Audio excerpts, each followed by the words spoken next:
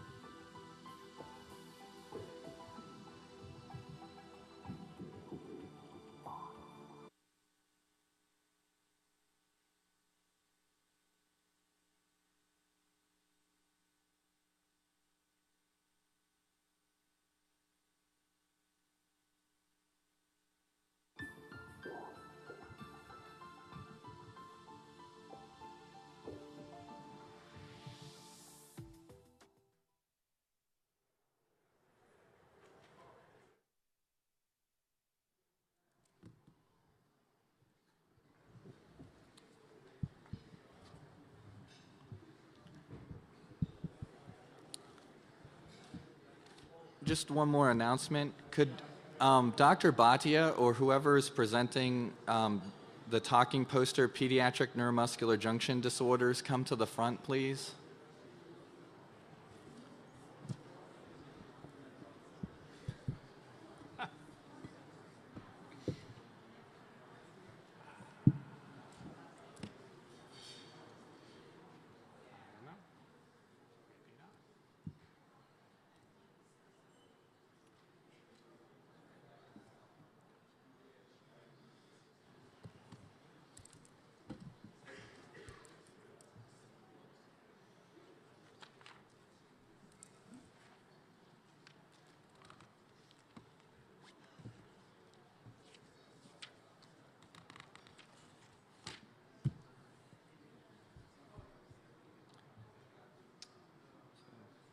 attendance has been good.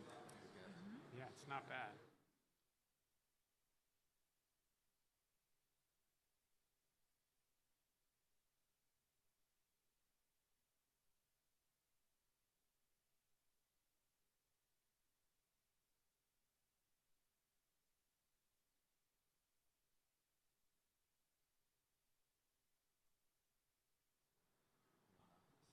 Get us kicked off.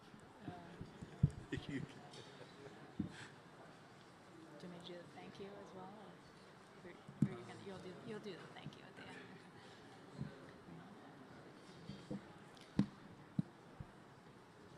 All right, welcome back, everyone. We're going to start the next session of oral presentations, and then we'll go into the talking poster session. Our next presentation will be by Dr. Weeks Plant, presenting on prescribing patterns and implications of myasthenia gravis, exacerbating drugs, with the acronym MEDS.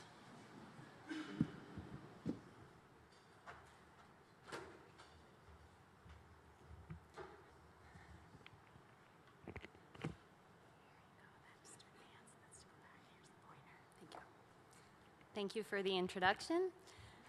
Good morning. My name is Kathy Weeks, and I am the neurology pharmacy clinician at the University of Vermont Medical Center, and I'm here with you today, as was described, to discuss the prescribing patterns of meds, specifically in the inpatient population.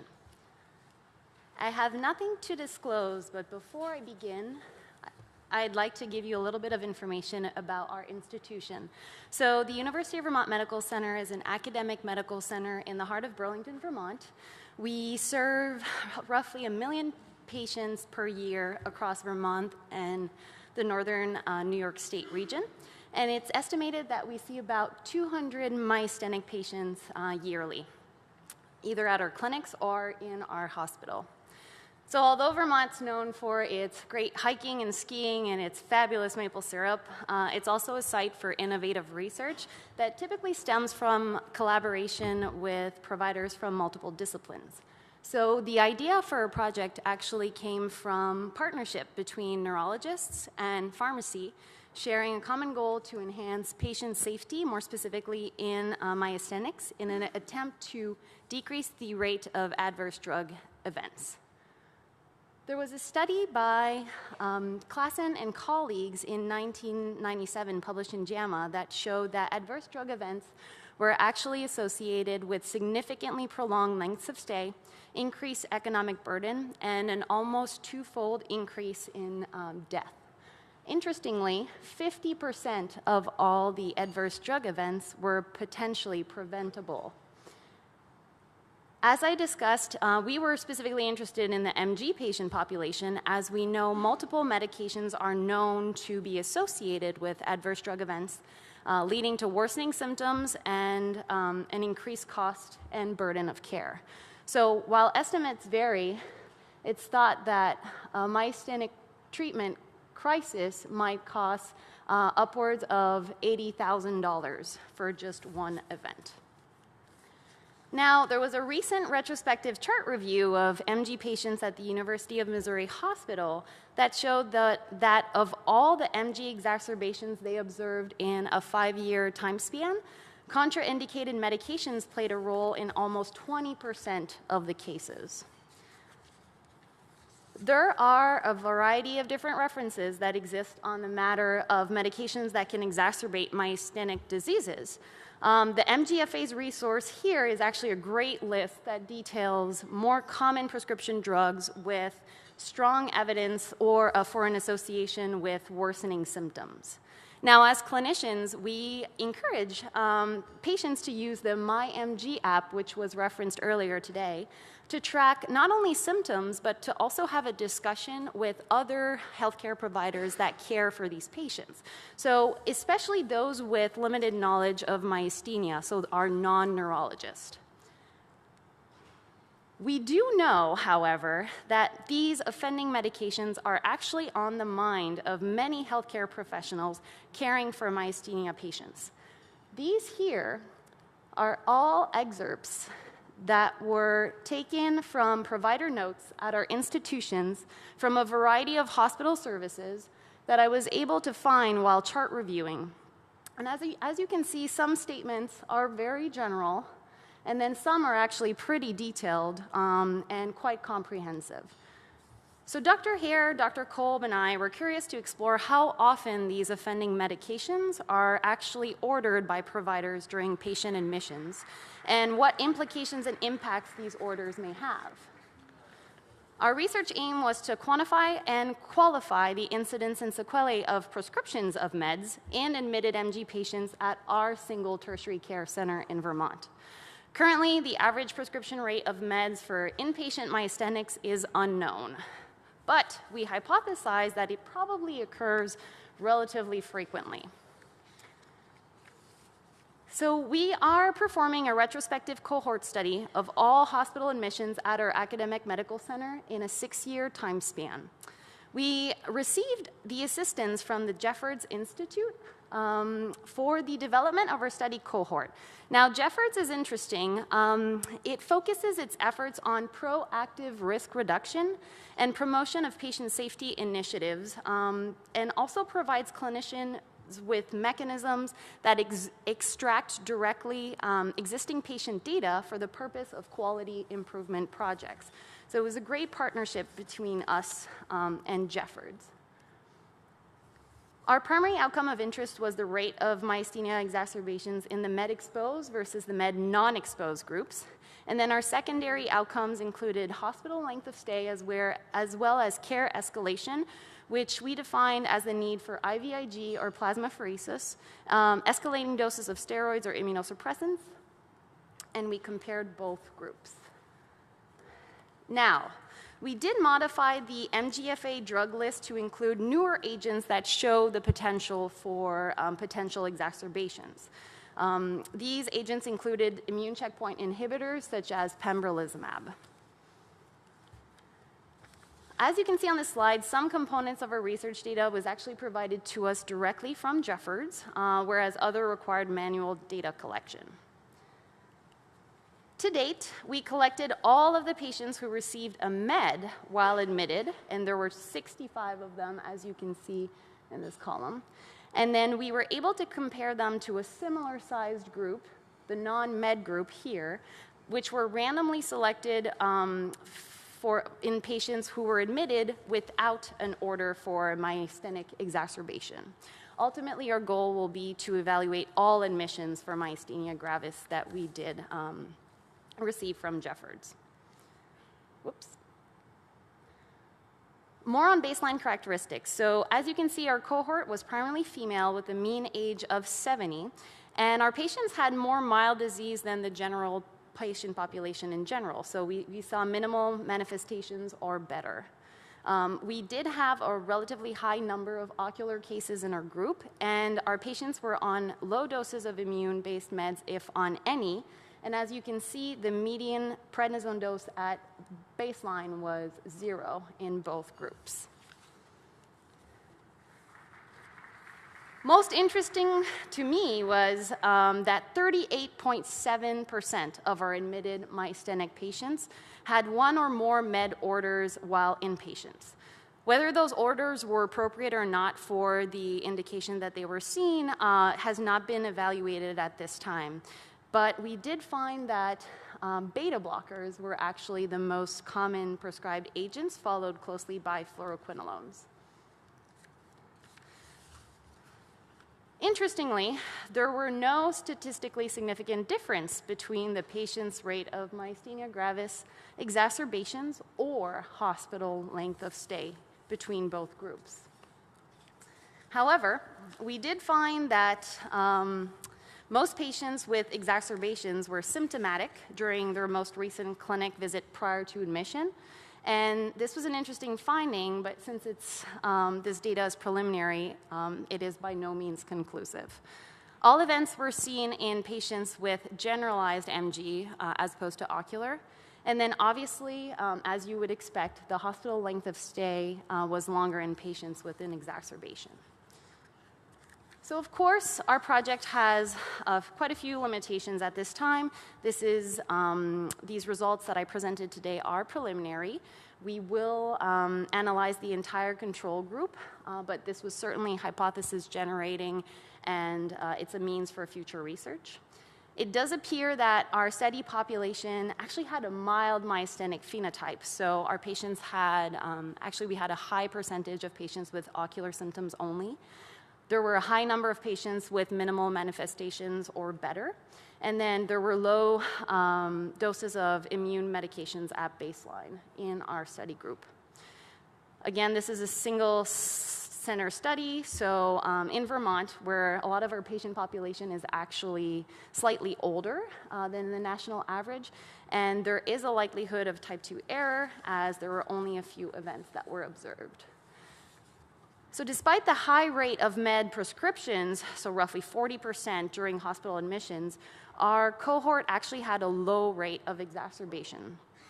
All myasthenic exacerbation events were seen in patients with symptoms prior to hospital admission, and those patients had generalized MG. So I think extra attention should be paid to these specific patients when they are admitted into our institutions. Most excitingly for me is the future directions that we intend to take with this project. So we do recognize that we will need a larger multi-center study to refute or confirm the incidence of exacerbations associated with meds in patient. But more importantly, what we found is that we will need to evaluate the sequelae from prescribing these meds in the outpatient setting, which lead to exacerbations.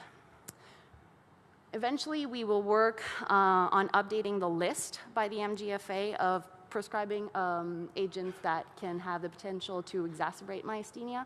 And then the last point for me that is most interesting is, especially as a pharmacist, is the creation of a drug disease interaction medication alert system in the electronic medical record. And our goal with that is to harness the power of the EMR to provide a safeguard against unnecessary med exposures in MG patients. With that, I thank you for your attention, and I'll take any questions.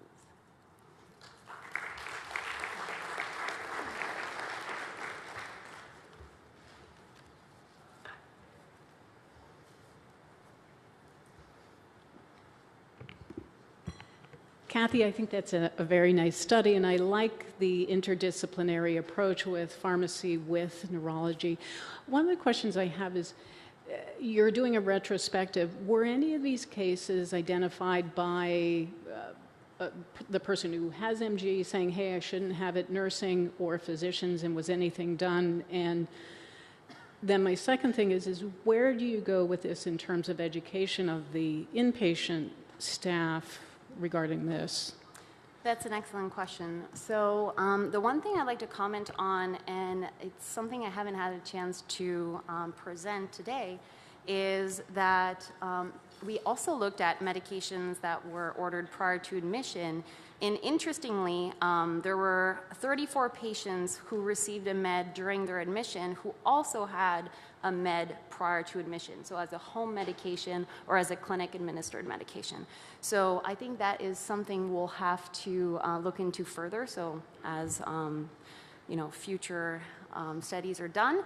But to answer your question as to how to educate, so I know the MGFA list is posted in every pharmacy satellite, so not only from a prescribing perspective, but also as a safeguard on the pharmacy end.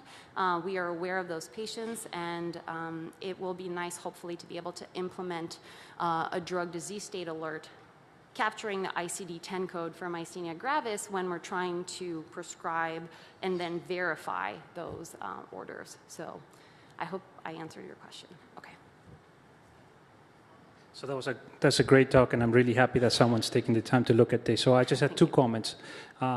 First, about the EMR. So whenever I try to prescribe prednisone and mestinon for one of my patients, our EMR tells me that there's an interaction for that. So, right. So I'll be careful with that and how you use it, right? Right.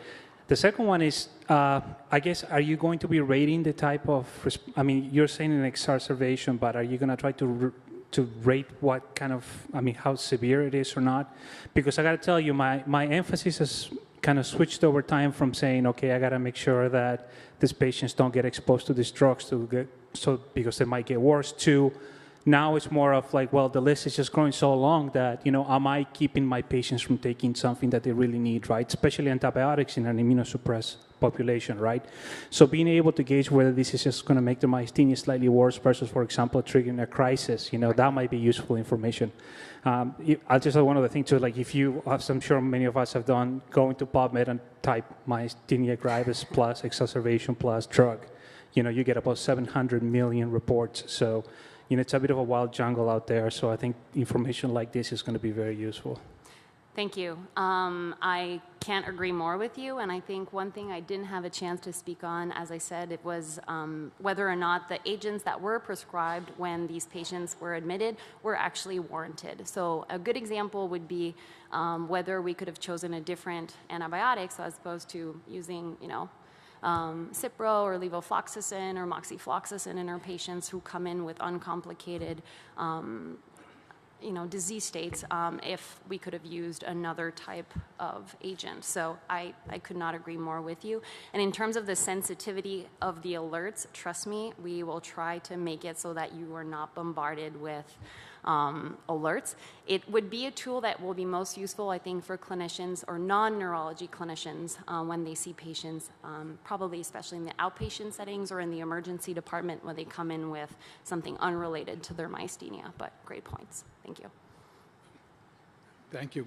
Given the quite frequent use of beta blockers, I'm curious what alternatives were offered to the patient when they're on metoprolol. Right. And since we had such a high number of cases, and again, I agree with you, we didn't have a chance to go in and dig deeper into the chart to see why those were prescribed. So right now the data I presented is more quantitative, but the qualitative portion of that is what is most interesting to me. I can tell you from what I observed while doing some chart reviews, a lot of those beta blockers were ordered in patients with past MIs or for treatments of acute MIs. So it's definitely something that we'll have to look into further and report back on to the group. Thank you.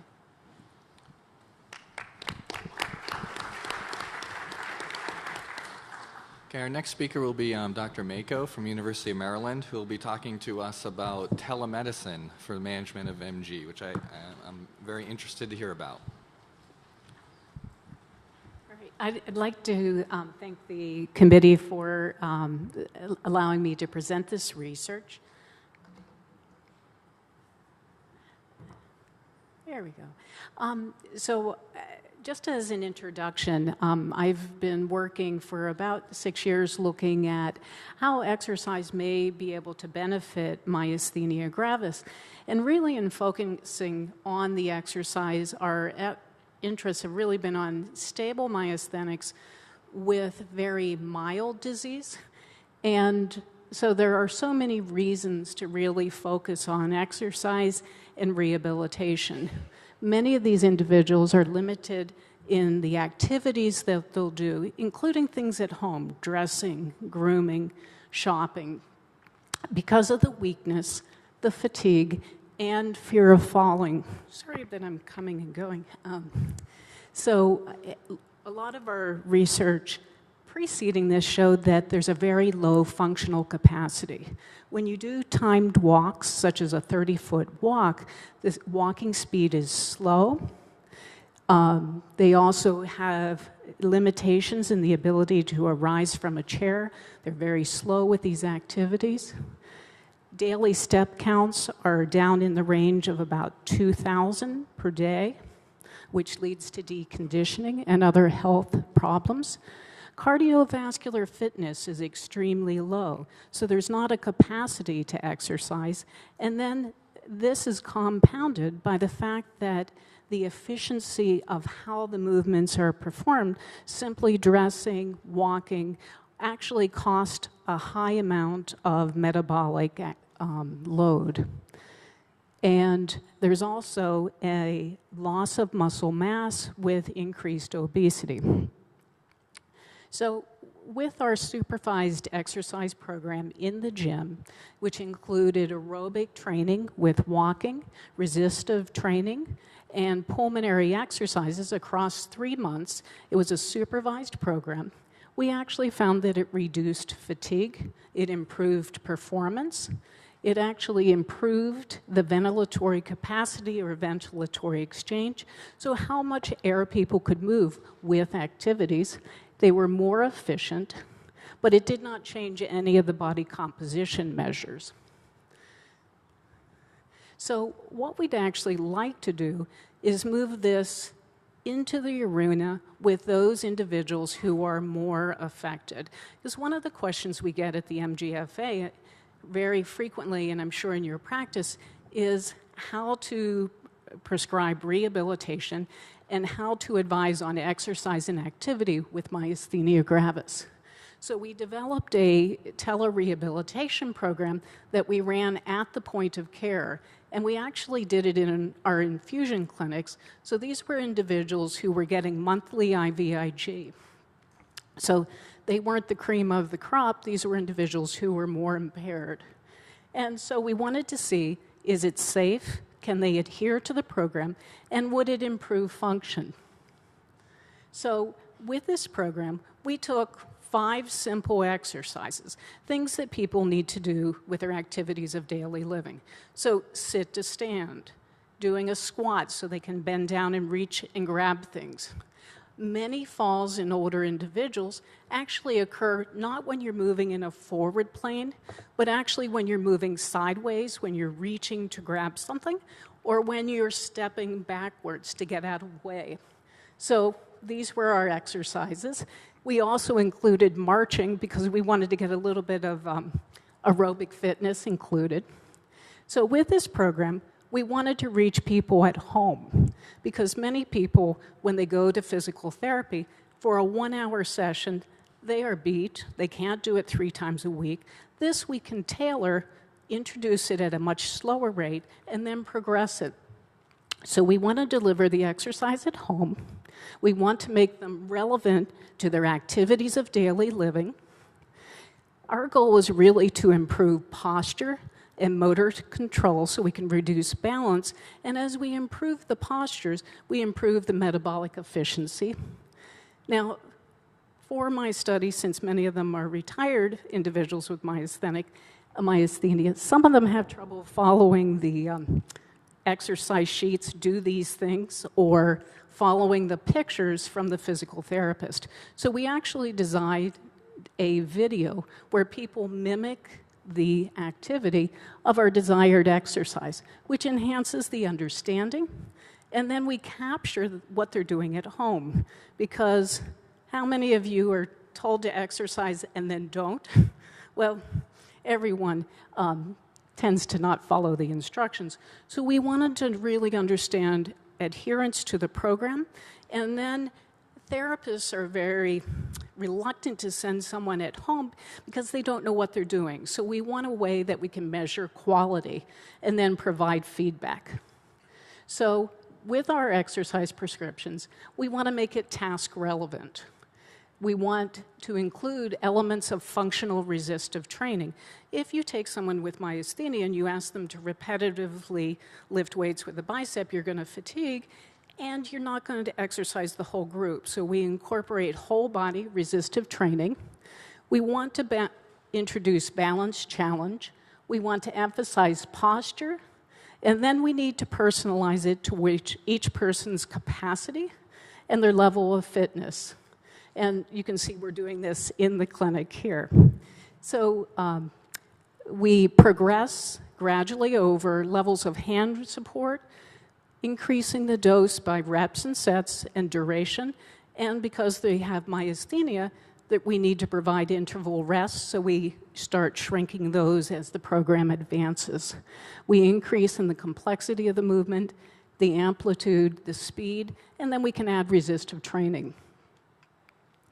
So in looking at how we're doing the video coaching, we actually are doing this web-based with a smart tablet or a laptop, and we capture home video exercises. And what we have on it, we can actually date and time stamp so we know when they're doing the exercise. We record these sessions for compliance, and then we bring them back at regular intervals to compare how they're doing their exercise. We can stop them at key parts during the exercise, so we can actually point out, like, this gentleman is bent forward, he's not bending his knees, so we can look so that we can have people move more efficiently. Provide verbal feedback, visual feedback with drawing tools, and then eventually we want them to come up with their own goals. Well, that's a lot of work. That's a lot of therapist time. So we wanted to automate that. So we actually have hired some engineers who take our videos. We identify each of the joints. There are 14 joints, and each of them are represented by a segment. This person is doing sort of a backward leg lift. And you can see the top lines in blue and purple are the movements of the leg, first the right, then the left. So we've actually automated this, so now we can count how many activities they're doing to verify they are doing home exercise. The other thing we can do, this is one of our prototypes, but with myasthenia, we can start to see where the fatigue is occurring. So we can use that. Instead of being flat, the curves start to decrease. We can then tailor the prescription and say, you seem to be fatiguing at this point. We're worried about your fall risk. We can modify on the fly these movements. So with our home exercise program, the eligibility is pretty simple. Stable myasthenia, so not at the time of crisis. We get medical clearance from the primary care and from the neurologist, and our minimal criteria is being able to get out of a chair without human assistance and being able to stand on their feet and walk 6 minutes. So they can have a cane, they can have a walker, but to be safe, we don't want anyone falling because of fatigue. With our first visit, we do a health screening. We do our myasthenia measures.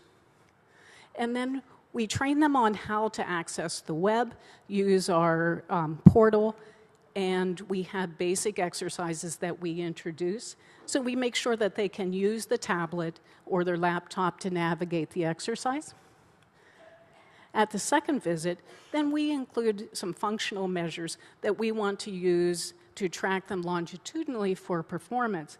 And these include a 10-meter walk, a 6-minute walk, 5 chair rise, and then we time them going up a flight of stairs and down a flight of stairs.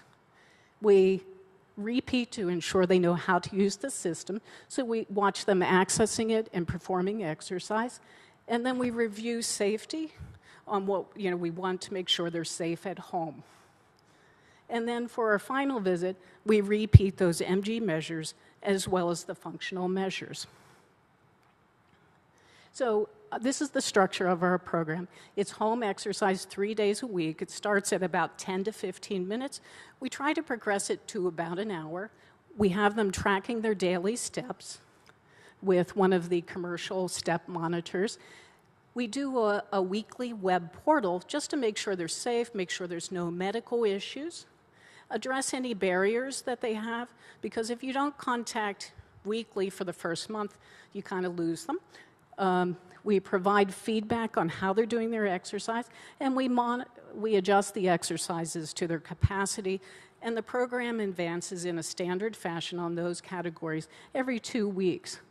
At monthly, for the people coming in for infusion, we do the grading. For those who just come to the clinic, we do it at quarterly intervals. And again, we track functional as well as the MG measures and generate a performance report card. So in the folks that we've started the program with, we have 12 individuals. The average age is about 52. More of them are in the more moderate to severe category.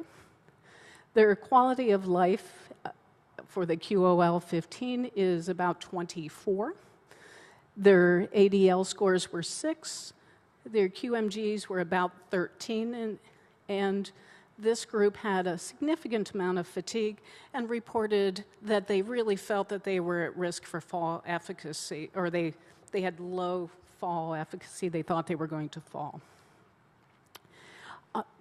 We asked them on a Likert scale, 15 questions. Do they think the program is interesting? Would they use it at home? Would they recommend it? Did they feel safe while doing it? Did they feel confident? And you can see the values coming across. The only thing that there was low or higher variability were in the challenge and difficulty. Some of them felt it too easy, some had it too hard. And there were a few individuals who reported some knee pain, so the exercises needed to be adjusted. So in conclusion, a home exercise program can be safe and feasible with myasthenia. This novel video exercise technology has been piloted in the clinic as well as the infusion center. It was well accepted, and we feel that it's something that we need to study on further for translation into the clinical practice. And I want to thank my team.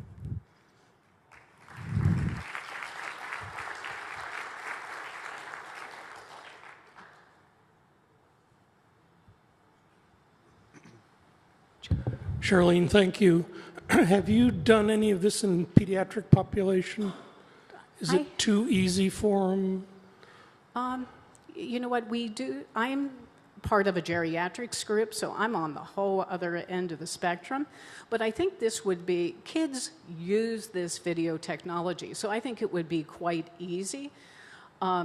If they're more impaired, I think this is a very good program because they can start, we back it down to simple weight shifts, sitting in the chair, doing some exercises, just truncal exercises, and starting where they can be. So I think it can really meet the range. Do you know if anyone has applied North Star ambulatory assessments to pediatrics after this kind of an exercise program? I don't know, no. How easy is it for the program, for the people to use the program? A lot of my older patients are reluctant to use technology or the portal. Yeah. They don't trust it.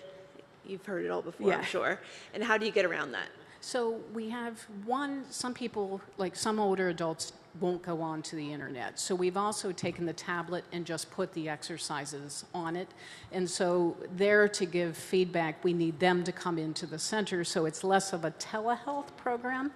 It's more, take these exercises home, come back at monthly intervals, and we'll adjust the exercises up. But even older adults who are not techno-savvy really enjoy the program because you just push the button, it's a touch screen, and we teach them the few key commands they need to do. And then we're using this program in stroke and geriatrics as well, and so there we engage caregivers to help push the buttons. Are their medications stable, like over the course of it, or Yes. they are? And are you measuring the patient-reported outcomes over the course of time too? Because I'd be curious to see how those may change in response solely to the exercise. Yes. Okay. Good.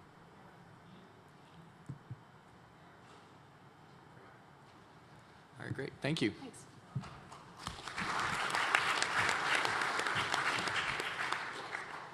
Okay, so now we're going to transition to the talking poster session. So as Dr. Hare mentioned before, so the talking posters are located in the back left-hand corner of the room.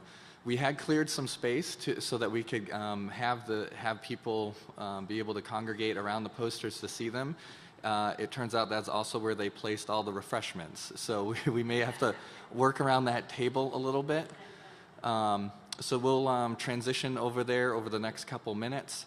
But before we do, I just wanted to also, before we kind of break up the group here, just thank the MGFA, Nancy and Kathy and her team, as well as the team from AANEM, particularly Karen Riley, who helped make this session possible. Thank you.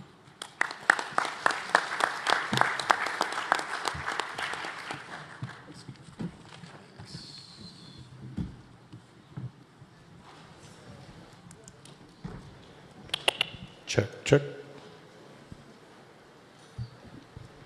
MSAB and board members, I just wanted to remind you that the MSAB lunch is in Canyon 9, which is Grand Canyon 9, which is turn left, turn right down that hall.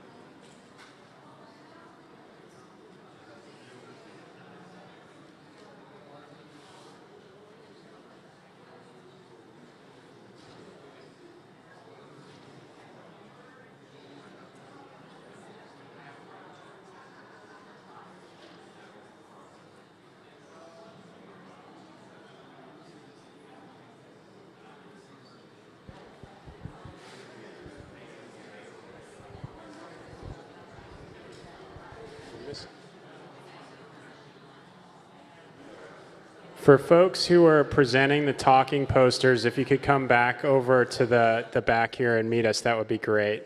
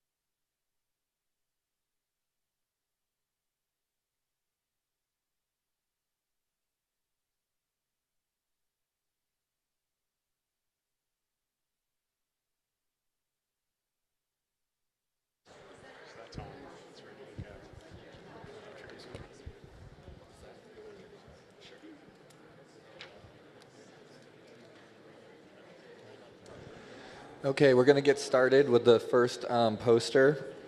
So we're going a little bit out of order from where we started. But Dr. Sonnet is going to be talking to us about curative strategies in myasthenia. There have been several recent papers in this area, and we thought it was quite an interesting topic and provocative. So we look forward to hearing your poster. Thanks. I'd like to thank the MGFA and the committee for accepting this poster, which is really all theoretical. There's not really results. So I appreciate the opportunity to talk about it because I want to talk to neurologists about this. So my disclaimer is that I'm a surgeon. That's a conflict of interest, I guess. In addition to being a surgeon, I also happen to do lung transplant and a lot of lung cancer operations. So I see the problems with chronic immunosuppression with lung transplant. And I also see the benefit of intense multimodality therapy for curing lung cancer. I was also lucky enough to be part of the MGTX trial, which I think pretty clearly showed a distinct and absolute role for thymectomy, proven now with significant improvements in the clinical scores for patients with antibody-positive myasthenia gravis. However, it's not really a cure. It definitely benefited, but most of those patients, especially at 1, 2, and 3 years, but it even takes 5 to 7 years to get up to a 50% complete CSR rate or complete cure rate off medications. As a surgeon, we tend to think of diseases as cure.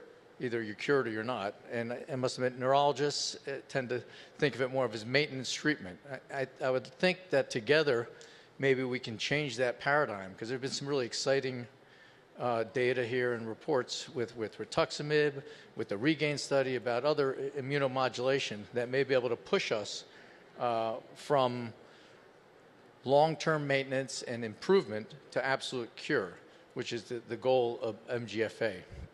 So the question is, can we combine thymectomy, minimally invasive extended thymectomy, so a complete thymectomy with either preoperative and postoperative immunomodulation or postoperative immunomodulation, some programmed immunomodulation to push the cure rate and response rate, even if we just got a response rate of 50% at 1 year rather than 5 years would be improvement. And if we can get cure rates higher, it would be dramatic.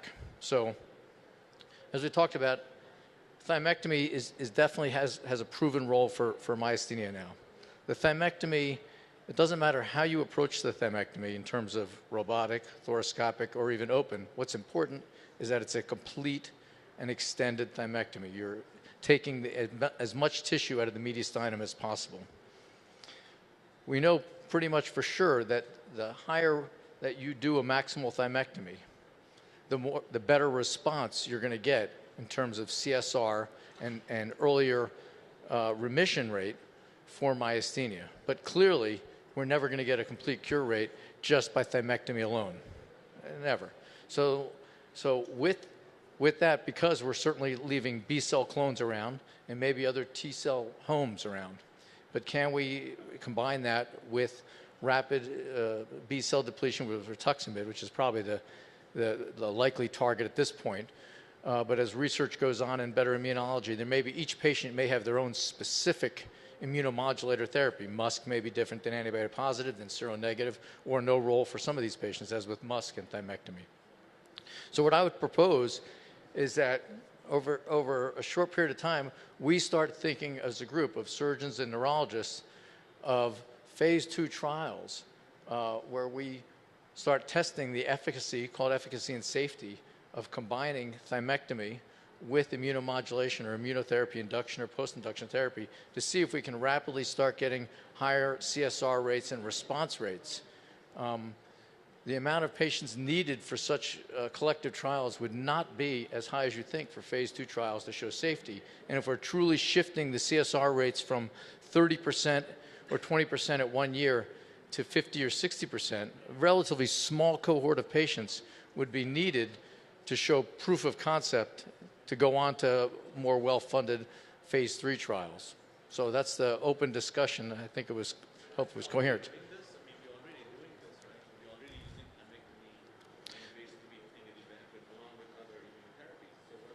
Well, right now, predominantly it's prednisone and thymectomy. And parenthetically, we do have patients that are happen to get thymectomy, have recurrence, and get rituximab. I'd say it's probably the most common, scenario. But right now, we don't have planned time. There may be some benefit to doing a thymectomy, and right afterwards, now that you've sort of gotten rid of 90% of certain populations of cells, and then ablate them, that there may be a window of time when this is beneficial. It's certainly the role in oncology. So there may be a benefit window of the timing of these therapies together. There may not, but there may. And given now the ever-decreasing morbidity of thymectomy, and now some of the decreasing morbidity of things like rituximab, especially as opposed to long-term prednisone, I think that the time is ripe to try to do this, because the Regain study was pretty exciting, but think of somebody on chronic medicines for life, a 20 or 30-year-old. I don't think we can accept that. I think we have to go for a cure rate, and we may not get there, but that should be our goal. And chronic immunosuppression, no matter what the medicine is going to have pushback. It's going to have strong pushback, and we just haven't figured out what it is. Pushback in terms of morbidity and mortality over the years. Do you think there's ways to predict which patient would benefit from thymectomy? I mean, or are you proposing going in and No, well, I mean, we already have some predictors of who, not more than predictors. We now have proof of who clearly benefits better from thymectomy. Antibody positive, probably the patients with bigger thymic load, hyperplasia, or we're learning some other factors that are coming in. But the younger patients with early myasthenia have the better response rates. But even if we restrict this in the beginning to the cohorts we know, basically acetylcholine antibody positive myasthenia gravis, before we extend it to other populations would certainly be the safer reason. But I suspect, just like any sort of personalized medicine, now that we know that we have so many different subtypes of myasthenia, that not everybody's created equal, there's probably going to be patients that we're all better at figuring out, between their age, their antibody status, and other factors, maybe even molecular factors of their blood, that it's going to direct their therapy. And not every MG patient, just like now, we don't treat MuSK patients the same as acetylcholine antibody positive patients. So it's going to be tailored to the right patient if it works.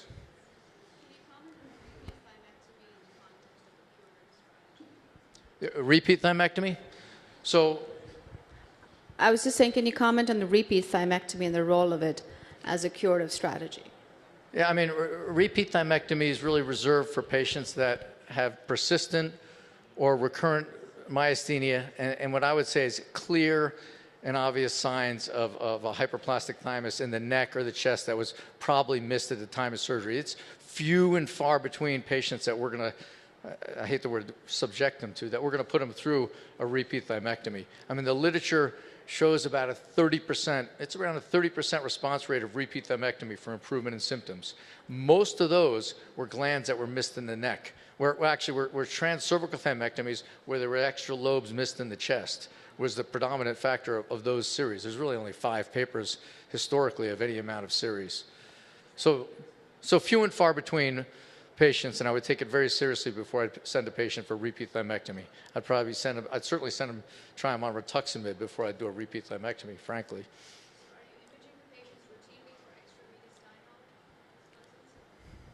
If somebody that had a response to thymectomy and treatment and then got worse, yes, we would image them. So to me, the group that I think immediately comes to mind who's also thought in this area, I think, is the Hopkins group, I would say, with Dan Drachman's group and the use of cyclophosphamide as kind of the immunological reset theory with patients. But yeah, so, okay. Thank you very much. Thank you.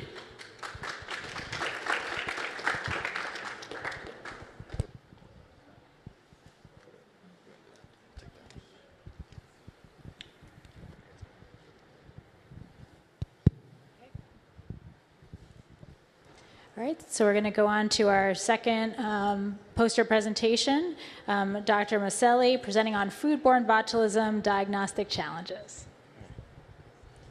Hi.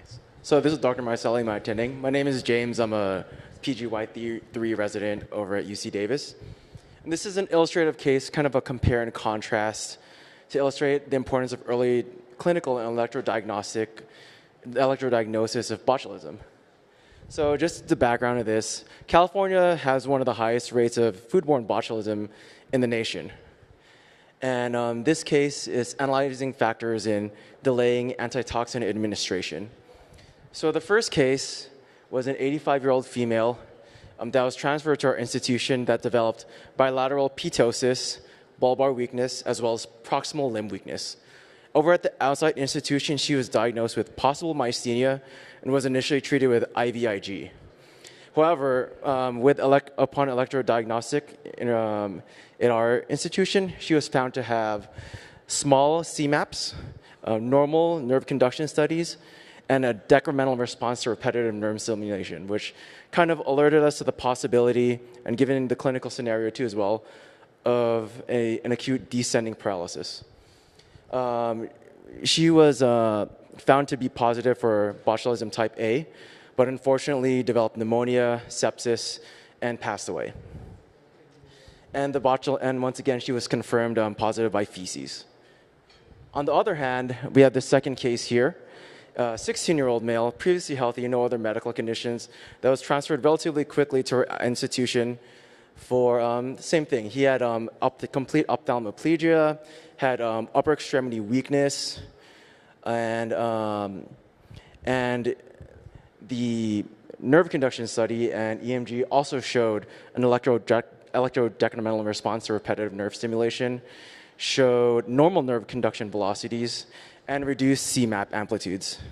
And this patient here received the botulism toxin within the first 24 hours and actually had a favorable course. Interestingly, was trached and pegged. Before the patient was discharged, peg was taken out.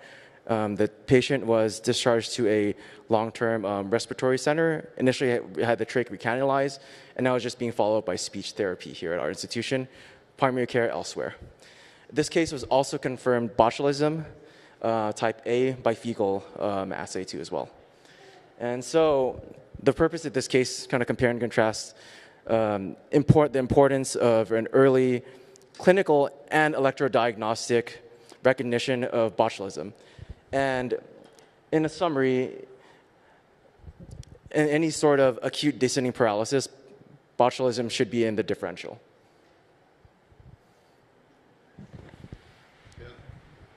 So I guess he was trached because he was on a ventilator for what, like 10 to 14 days in the unit, and they trached him? They trached him, yeah, but he was on vent before, after that for quite a bit more. Okay. Yeah. Do you think the antitoxin did much, or you just think it was good supportive care on a younger person? That's a good question. I mean, if you try to compare these two, it seems like I could say that it helped, but whether we confirm or not, that's also a good... It's hard to know with it's one hard case. To know. 100%. But you got him within 24 hours. All yeah. Right. What's the source of exposure?